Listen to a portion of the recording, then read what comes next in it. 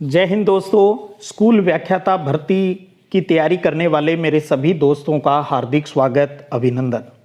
आज हम आपके एजुकेशनल मैनेजमेंट की जो टेस्ट सीरीज है वो स्टार्ट कर रहे हैं और आज हम राजस्थान का शैक्षिक परिदृश्य वाला जो पोर्शन है उस पर आधारित क्वेश्चन लेकर आए हैं।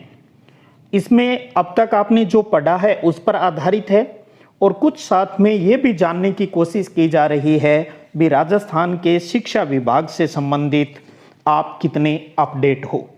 आज की जो ये सीरीज है ये कंप्लीट राजस्थान के शैक्षिक परिदृश्य के अलग अलग टॉपिक से उठाए गए क्वेश्चन हैं। इनको करके आपको अपनी तैयारी और समझ है उसकी परख है वो करनी है। उसके बाद अगले वीक से आपको बताना चाहूँ हम टॉपिक वाइज टेस्ट है वो लिया करेंगे ताकि एक टॉपिक से जितने मैक्सिमम क्वेश्चन आ सकते हैं, अलग अलग तरीके से बन सकते हैं, उनका हम अभ्यास है वो कर सकें। तो आप अपनी तैयारी को है वो लगातार सतत रूप से करते रहिएगा। तो आज हम स्टार्ट कर रहे हैं अपनी एजुकेशनल मैनेजमेंट टेस्ट सीरीज़ को, जिसमें नाम दिया है मैंने EMT फर्स्ट। चलिए स्टार्ट करते हैं। आज का पहला प्रश्न देखिए आपके सामने है।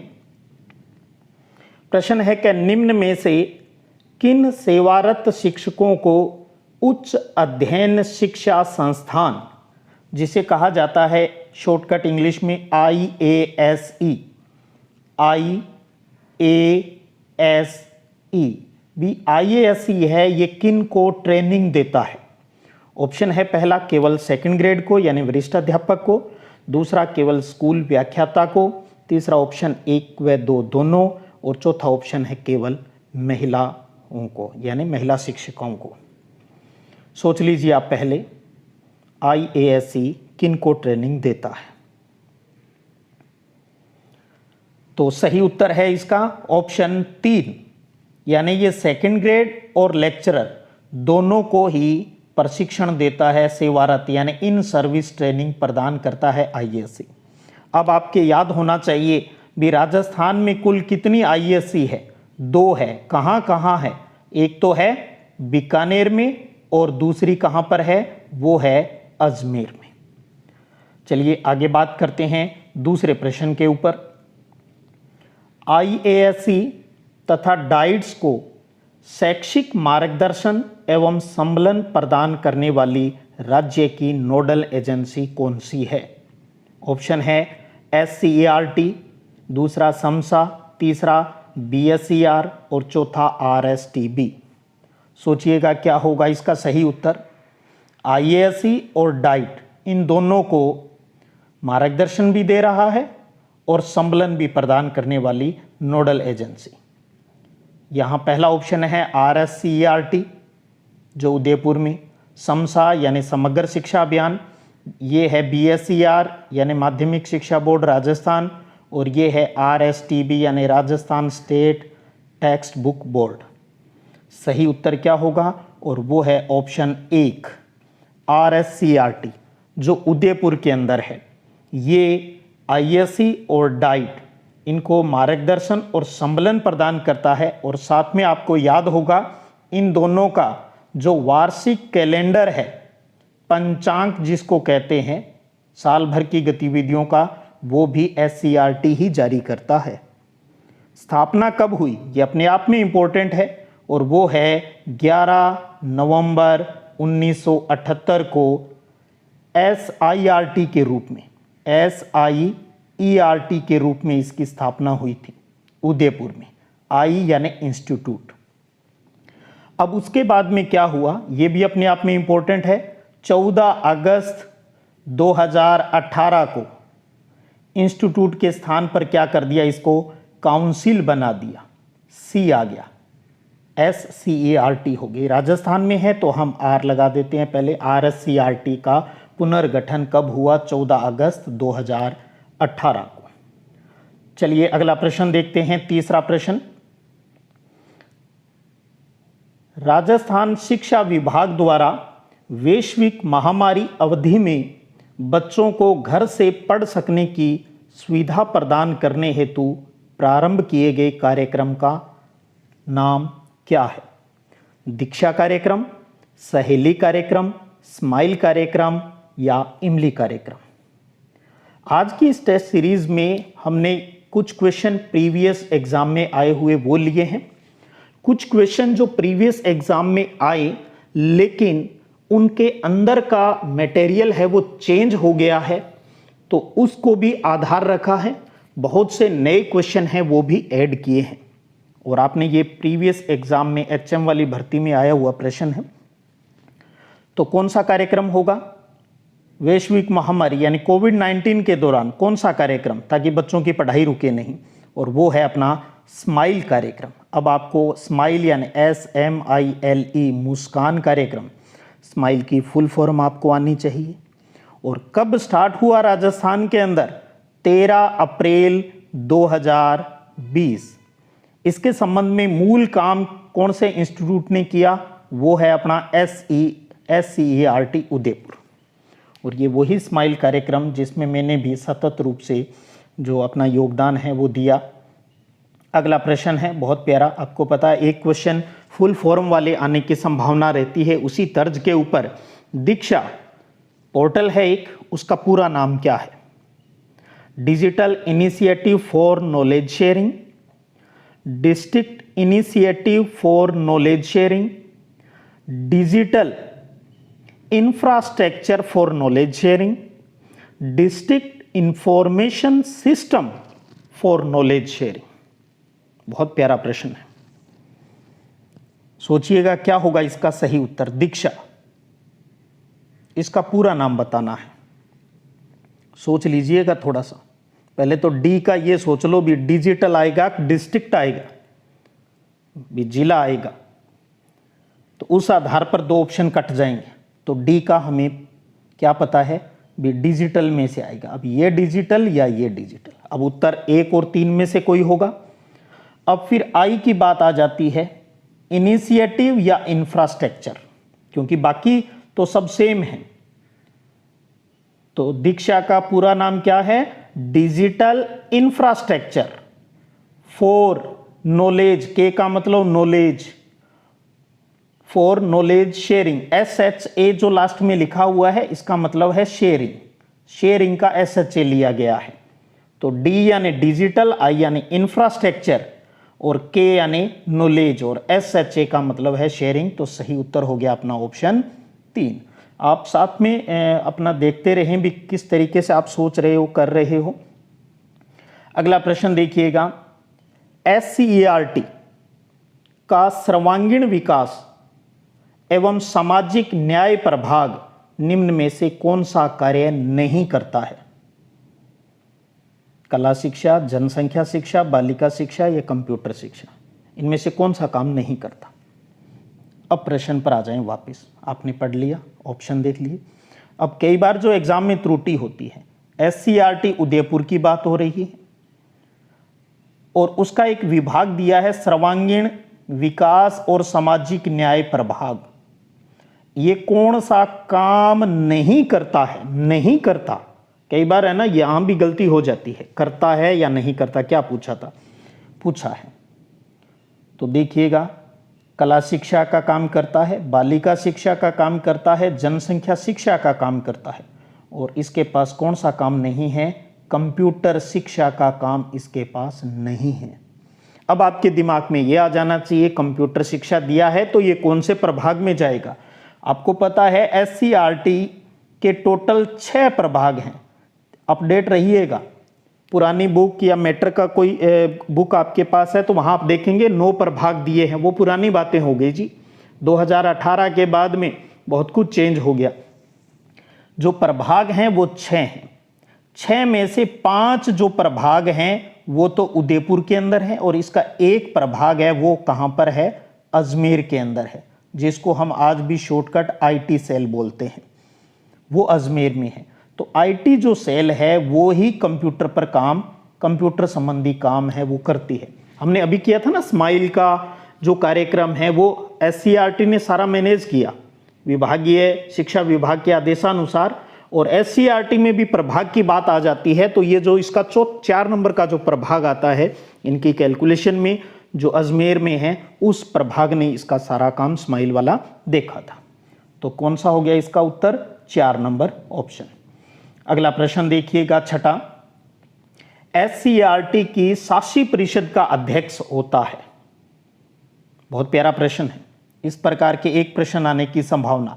SCERT उदयपुर के अंदर है, उसकी शासी परिषद यानी गवर्निंग काउंसिल GC का अध्यक्ष है कौन होता है? मुख्यमंत्री, शिक्षा मंत्री, आयुक्त, शिक्षा निदेशक, या इसी प्रकार का ऑप्शन आपको मिल सकता है भी प्रमुख शासन सचिव शिक्षा विभाग का। तो इन्हीं 4-5 ऑप्शनों में आपको वहां मिलता है। हाँ, राज्यपाल भी हो सकता है एक ऑप्शन। तो इस प्रकार के 6 ऑप्शनों में मिलेगा। ऐसा किसी भी इंस्टीट्यूट से संबंधित अगर कोई प्रश्न आता है तो शासी परिषद किसकी? SCERT। अध्यक्ष कौन होता है?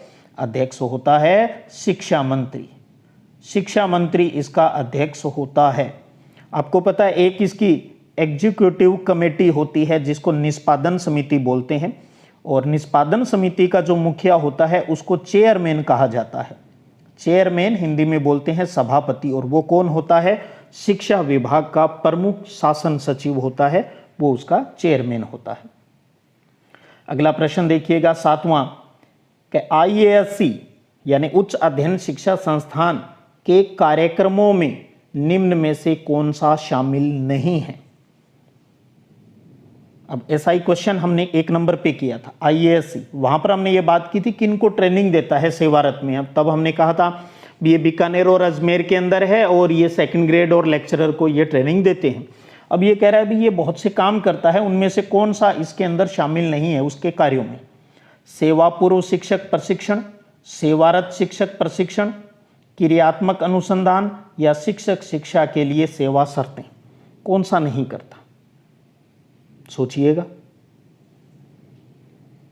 तो देखिए IASC जो काम करता है प्री सर्विस के लिए भी काम करता है, जिसके अंतर्गत ये क्या करवाता है? हमें पता है ये B.Ed करवाता है, ये M.Ed करवाता है, ये M.Phil करवाता है एजुकेशन के अंदर, और ये PhD भी करवाता है एजुकेशन के अंदर। तो ये सेवा पूर्व शिक्षक प्रशिक्षण का काम करता है। सेवारत में हमें पता है ये 2nd ग्रेड और 1st ग्रेड और बाकी जो अधिकारी है प्रिंसिपल्स हैं उनको भी ट्रेनिंग देता ही है।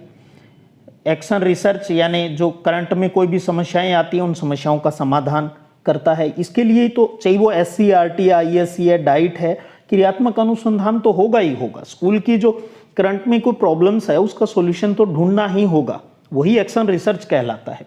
तो कौन सा नहीं है फिर? 4 नंबर, शिक्षक शिक्षा के लिए सेवा शर्तें, इस पर काम नहीं करता। एक टीचर लगने की योग्यता क्या होनी चाहिए?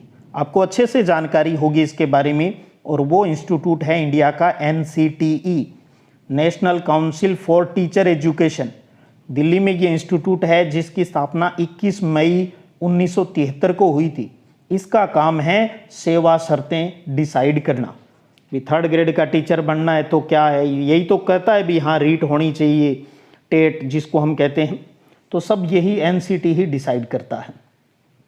अगला प्रश्न देखिए 8वां, क्या राजस्थान में सबसे बड़ा शिक्षा संभाग कौन सा है? बहुत प्यारा प्रश्न है और सिंपल सा है। आप सोचेंगे बड़े सिंपल से क्वेश्चन है, हमें आते हैं। एग्जाम में क्या होता है, कोई मुश्किल इस तरीके से पेपर थोड़ी तैयार किया जाता है भी वो आपके आए नहीं, आपकी समझ की परख करनी होती है बस। राजस्थान में सबसे बड़ा शिक्षा संभाग कौन सा है? अब सबसे पहले तो ये पता होना चाहिए राजस्थान में शैक्षिक दृष्टि से संभाग कितने हैं भाई? टोटल 9 संभाग हैं। पहले 7 ही होते थे, बाद में आपको पता है 2 और बना दिए थे। कब? 2013 के अंदर 2 नए संभाग बना दिए गए थे। एक बीकानेर में बना दिया था और दूसरा पाली में। तो पहले 7 थे, फिर बीकानेर और पाली 2 बन गए तो 9 हो गए। प्रशासनिक दृष्टि से तो 7 ही संभाग है, लेकिन एजुकेशन की दृष्टि से टोटल 9 संभाग। तो सबसे बड़ा शिक्षा संभाग का मतलब है जो ज़्यादा एरिया को यानी ज़्यादा डिस्ट्रिक्ट को कवर करता है। तो सही उत्तर क्या होगा? बिल्कुल आप सही सोच रहे हो, वो है उदयपुर। आपको पता है उदयपुर में अंडर में कितने डिस्ट्रिक्ट आते हैं? 6, डूंगरपुर, बांसवाड़ा, राजसमंद, चित्तौड़गढ़, उदयपुर और प्रतापगढ़। जबकि यहाँ जयपुर का भी उल्लेख है, तो जयपुर में हमें पता है 3 ही है, जयपुर हो गया, अलवर और दौसा हो गया। भरतपुर के अंदर 4 हैं, जो भरतपुर, सवाईमाधोपुर, करौली और धौलपुर हो गया। अजमेर के अंदर 4 है, जो कि अजमेर, भीलवाड़ा, टोंक और नागौर इसके अंदर आते हैं। तो अच्छे से इन शैक्षिक संभागों में कौन कौन से डिस्ट्रिक्ट आते हैं जरूर ध्यान रखिएगा। अगला प्रश्न है कि राजस्थान में स्कूल शिक्षा के क्षेत्र में स्वायत्त शासी संस्था नहीं है। प्रश्न को अच्छे से समझ लीजिएगा। स्कूल शिक्षा के क्षेत्र में ऑटोनोमस बॉडी, स्वायत्त शासी संस्था कौन सी नहीं है, ये पूछा है। देखिए हर जो अपने शिक्षा विभाग की बात करें, दो प्रकार की बॉडी होती है, एक गवर्नमेंट बॉडी और दूसरी होती है ऑटोनोमस बॉडी। ऑटोनोमस बॉडी क्या होती है सरकार के अंडर में ही है, लेकिन उसके नीतियों को निर्धारित करने के लिए समझिएगा एक गवर्निंग काउंसिल होती है, एक उसकी एग्जीक्यूटिव कमेटी होती है। ये कंसेप्ट क्लियर कर लीजिएगा अच्छे से, जो ऑटोनोमस बॉडी होती है। और जो सरकारी संस्थान, जो गवर्नमेंट इंस्टीट्यूट होता है, उसके अंदर ऐसी कोई गवर्निंग काउंसिल या निष्पादन समिति नहीं होती, क्योंकि बस एक बाकायदा प्रशासनिक एक ढांचा चलता है। तो अब इसमें कौन सा नहीं है, इसके ऊपर आप देखें। स्वायत्त शासी संस्थान नहीं। माध्यमिक शिक्षा बोर्ड राजस्थान अजमेर एक ऑटोनोमस बॉडी है। राजस्थान स्टेट ओपन स्कूल है, ये भी एक ऑटोनोमस बॉडी है। राजस्थान राज्य पाठ्य पुस्तक मंडल, ये भी एक ऑटोनोमस बॉडी है। यहाँ पर कौन सा नहीं होगा, तो वो है पंजीयक शिक्षा विभागीय परीक्षाएं बीकानेर। रजिस्ट्रार जो होता है शिक्षा विभागीय परीक्षाएं बीकानेर, ये एक ऑटोनोमस बॉडी नहीं है, ये गवर्नमेंट बॉडी है। अगला प्रश्न देखिएगा 10वां, एकलव्य पुरस्कार तथा मीरा पुरस्कार का संबंध किस संस्थान से है। ऑप्शन वही जो अभी आपने ऊपर देखे, वही सेम ऑप्शन है। हमें प्रश्न को समझना है। एकलव्य पुरस्कार और मीरा पुरस्कार, बहुत प्यारा प्रश्न है। कौन देता है, आपको पता है ना। 10वीं 12वीं बोर्ड के एग्जाम के लिए दो बोर्ड हैं, एक तो रेगुलर स्टूडेंट के लिए माध्यमिक शिक्षा बोर्ड, और दूसरा जो पढ़ाई जिन्होंने छोड़ दिया है या जो रेगुलर नहीं आ सकते, प्राइवेट भी नहीं कर सकते, जिन्हें थोड़े ऑप्शन ज़्यादा चाहिए, तो वो कौन सा है, Rajasthan state open school, Rajasthan state RSOS, Rajasthan state open school, ये देता है एकलव्य पुरस्कार और मीरा पुरस्कार, जो कि राज्य स्तर पर भी दिए जाते हैं, डिस्ट्रिक्ट लेवल पर, और अब लास्ट ईयर से ब्लॉक लेवल के ऊपर भी इनको देना स्टार्ट कर दिया है। तो सही उत्तर फिर हो गया अपना ऑप्शन 2 हो गया। अगला प्रश्न देखिए 11वां, कि राष्ट्रपिता महात्मा गांधी की 150वीं जयंती के उपलक्ष्य में राजस्थान में अंग्रेजी माध्यम के किन विद्यालयों की स्थापना की गई है। राष्ट्रपिता महात्मा गांधी की 150वीं जयंती के ऊपर राजस्थान में अंग्रेजी माध्यम के स्कूल खोले गए, वो कौन से हैं। स्वामी विवेकानंद मॉडल स्कूल, महात्मा गांधी शारदीय आवासीय, या सुभाष चंद्र बोस राजकीय स्कूल।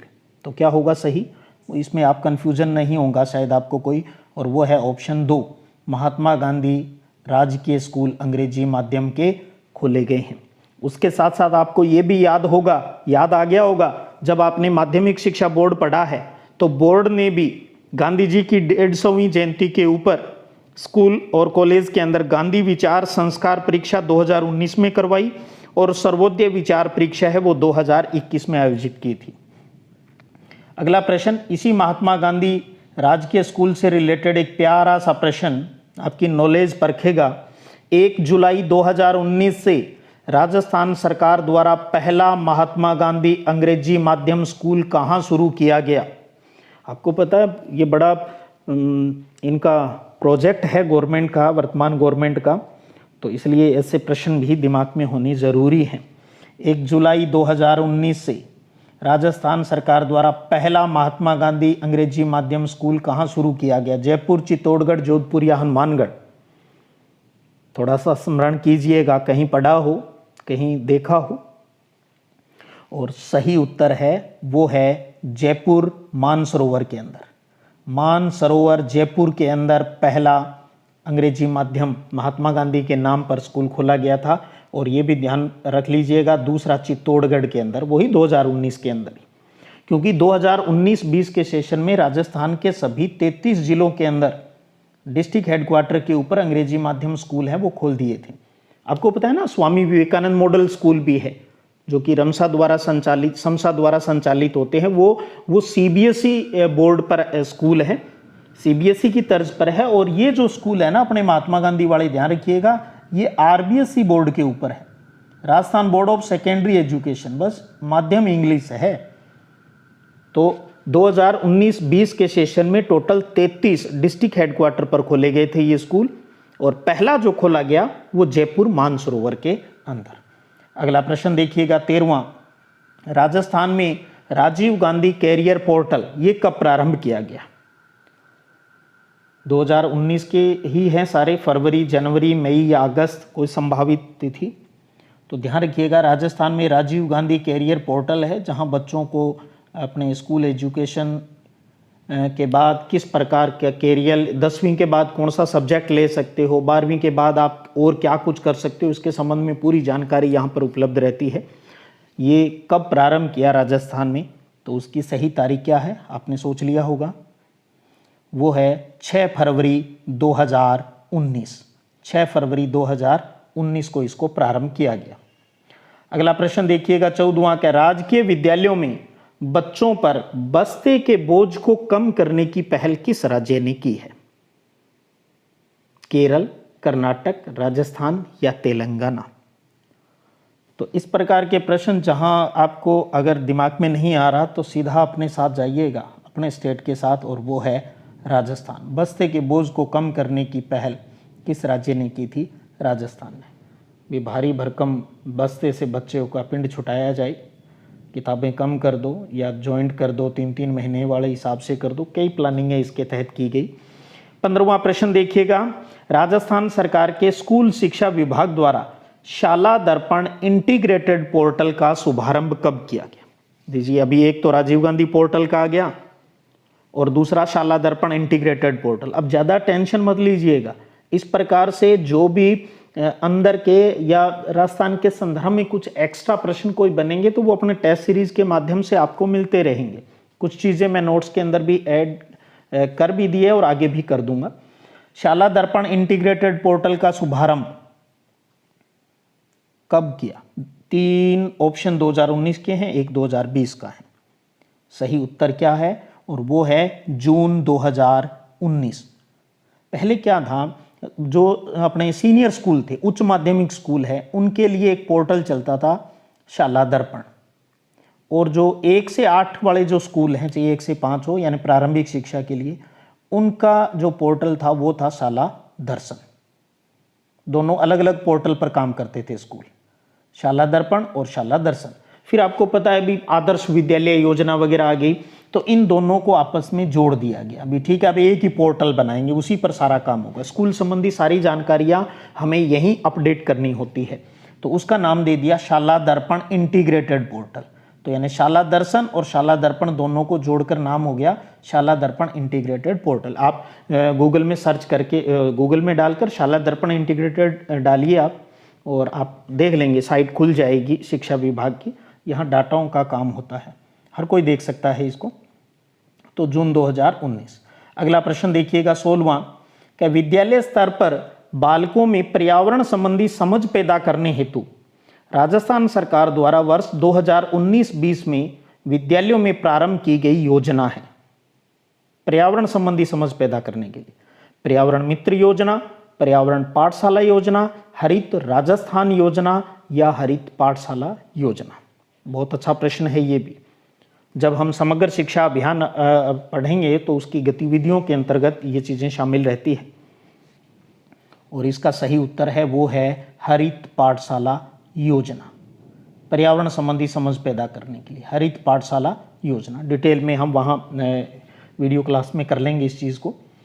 अगला प्रश्न है वो देखिएगा 17वां, क्या माध्यमिक शिक्षा बोर्ड राजस्थान के संगठनात्मक ढांचे में राज्य सरकार द्वारा नामित सदस्यों की संख्या कितनी होती है?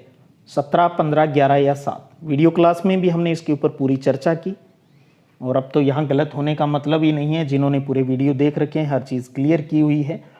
तो राज्य सरकार द्वारा नामित सदस्यों की संख्या कितनी है? सही उत्तर है ऑप्शन 1। थोड़ा सा रिवाइज कर दूं, थोड़ा सा आप सेट कर लीजिएगा।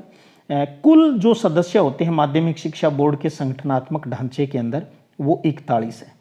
पहले कितने होते थे? 36 होते थे। फिर 5 नए आ गए। वो 5 नए कौन से हैं? थोड़ा सा उसमें संशोधन कर लीजिएगा। ये हैं राज्यपाल द्वारा नामित। राज्यपाल द्वारा मनोनीत किए जाते हैं 5 सदस्य। इन 17 में कोई चेंज नहीं हुआ है, अलग से 5 है वो राज्यपाल द्वारा मनोनीत किए जाते हैं। तो जो नोट्स हैं वो भी अपडेट हैं, बाद में पहले किसी ने देख लियो, बाद में आप उसको डाउनलोड कर लीजिएगा। अपना जो BSc का जो वीडियो है उसके नीचे डिस्क्रिप्शन में लिंक है वो दिया हुआ है। तो 41 हैं वर्तमान में, पहले 36 होते थे, 5 राज्यपाल द्वारा मनोनीत और ऐड हो गए, तो टोटल 41 हो गए। अगला प्रश्न देखिएगा 18वां, कि 12वीं तक की सभी बालिकाओं को मुफ्त शिक्षा प्रदान करने वाला देश का पहला राज्य है। सेम वही पहले वाली तर्ज पे आ गया, विबस्ते का बोझ कम करना है तब भी हम, और अब बालिकाओं को मुफ्त शिक्षा। स्कूल और कॉलेज में आपको पता है ना, स्कूल और कॉलेज, सरकारी स्कूल और सरकारी कॉलेज में बच्चियों को पढ़ने के लिए किसी प्रकार की कोई फीस है वो नहीं ली जाती है, और ऐसा करने वाला अपना राजस्थान पहला राज्य है देश के अंदर। अगला प्रश्न देखिएगा 19वां, राजस्थान में वैश्विक कोविड-19 महामारी के दौरान हवा महल कार्यक्रम कब प्रारंभ किया गया था? स्माइल के अंदर आ गया, अब दिमाग में आ जाना चाहिए। स्माइल, स्माइल 2.0, स्माइल 3.0 ये सब चलते रहे, साथ में हवा महल कार्यक्रम जो आज भी चल रहा है, बाकी सब कुछ बंद हो गया, लेकिन सैटरडे को हवा महल कार्यक्रम है वो अब भी आता है। तो इस पर हम पूरी बात कर चुके हैं, इनके क्या उद्देश्य थे, क्या क्या कार्यक्रम। स्टार्टिंग की बात करें तो 2 कहानियाँ आती थी, अब जो नया लेटेस्ट आ गया उसमें कहानी के साथ साथ कविता है वो भी आने लग गई है। और ये कब प्रारंभ हुआ? और ये प्रारंभ हुआ 2 मई 2020 को। 13 अप्रैल 2020 को स्माइल स्टार्ट हुआ। फिर ये लगा भी यार बच्चे पढ़ाई से इंटरेस्ट नहीं ले रहे और कहीं लर्निंग गैप नहीं आ जाए, तो क्यों ना बच्चों को कहानी और कविताओं के माध्यम से कुछ सिखाया जाए, और विशेषकर 3 से 14 साल तक के बच्चों के लिए। तो ये हवा महल कार्यक्रम है वो स्टार्ट किया गया, और L1 और L2 के टीचर्स जो हैं उनके लिए भी उसके अंदर मैटर है वो, यानी शिक्षकों के लिए भी आता है इसके अंतर्गत। ये 2 मई 2020 को प्रारंभ किया था। अगला प्रश्न देखिएगा कि राजस्थान में राज्य शैक्षिक प्रबंधन एवं प्रशिक्षण संस्थान कहाँ स्थित है? राज्य शैक्षिक प्रबंधन एवं प्रशिक्षण संस्थान, जल्दबाजी मत कीजिएगा, पहले प्रश्न पढ़ लीजिएगा। अजमेर, उदयपुर, बीकानेर या जयपुर। अब कई क्या करेंगे इस प्रकार, मैंने जो देखा, मेरा जो अनुभव, पढ़ लिया राजस्थान शैक्षिक प्रबंधन, बस यूं दिमाग में क्या आ जाएगा, उनके दिमाग में SCRT का भी, राजस्थान शैक्षिक अनुसंधान और प्रशिक्षण परिषद। राजस्थान राज्य शैक्षिक अनुसंधान और प्रशिक्षण परिषद नहीं है प्रश्न के अंदर, यहाँ राज्य शैक्षिक प्रबंधन और प्रशिक्षण संस्थान है, अनुसंधान नहीं है, प्रबंधन है। इसको इंग्लिश में शॉर्ट फुल फॉर्म है SIEMT, SIEMT, state institute of educational management and training, SIEMT, जो कि शिक्षा विभाग के उच्च अधिकारी, जैसे प्रिंसिपल्स और प्रिंसिपल से ऊपर के जो अधिकारी है उन्हें मैनेजमेंट और एडमिनिस्ट्रेशन का जो ट्रेनिंग है वो इसके द्वारा दी जाती है। तो ये कहाँ पर है? ये है जयपुर में।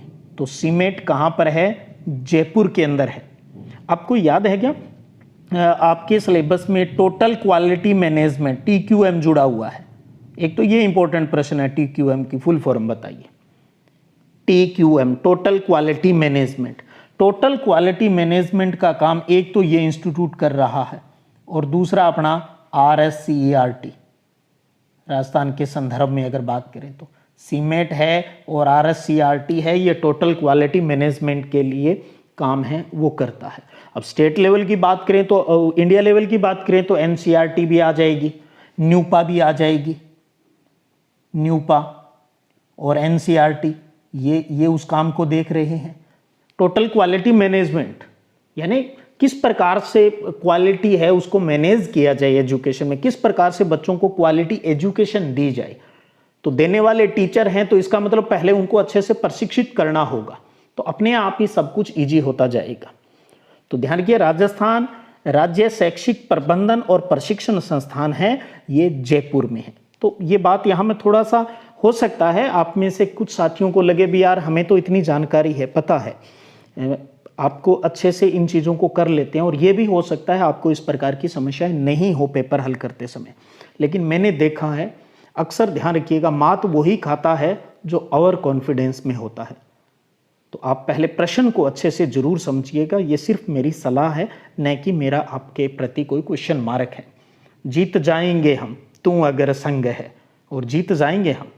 और अब एक बार फिर बता दूं, आज एक जनरल पेपर था, राजस्थान शैक्षिक परिदृश्य से जुड़े हुए टॉपिक से ये क्वेश्चन लिए गए थे, ताकि आपको अच्छे से इनके बारे में नॉलेज है वो हो जाए, किस प्रकार के प्रश्न आ सकते हैं।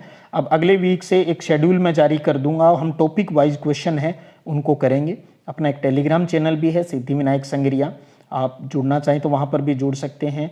यहाँ स्कूल शिक्षा, ज्योग्राफी, पॉलिटिकल, उनके वीडियो और जो नोट्स होते हैं वो शेयर करता हूँ, और साथ में आपके जो वीडियो और जो नोट्स होता है वो यहाँ पर भी, इस चैनल के ऊपर भी मैं शेयर करता हूँ, टेलीग्राम के ऊपर। आप चाहें तो यहाँ पर जुड़ सकते हैं। और अब आप अपना ऑल ओवर अपना रिजल्ट ज़रूर नीचे कमेंट बॉक्स में दीजिएगा। लाइव चैट से मुझे कोई मतलब नहीं है, कमेंट बॉक्स में आप अपना नाम, डिस्ट्रिक्ट का नाम लिखते हुए अपने मार्क्स ज़रूर शेयर कीजिए। आज का ये सेशन कैसा लगा, आप और क्या उम्मीदें रखे बैठे हैं, इस प्रकार की तमाम बातें जो आपके लिए हेल्पफुल हो सकती है मेरे द्वारा करने से, ज़रूर शेयर कीजिएगा।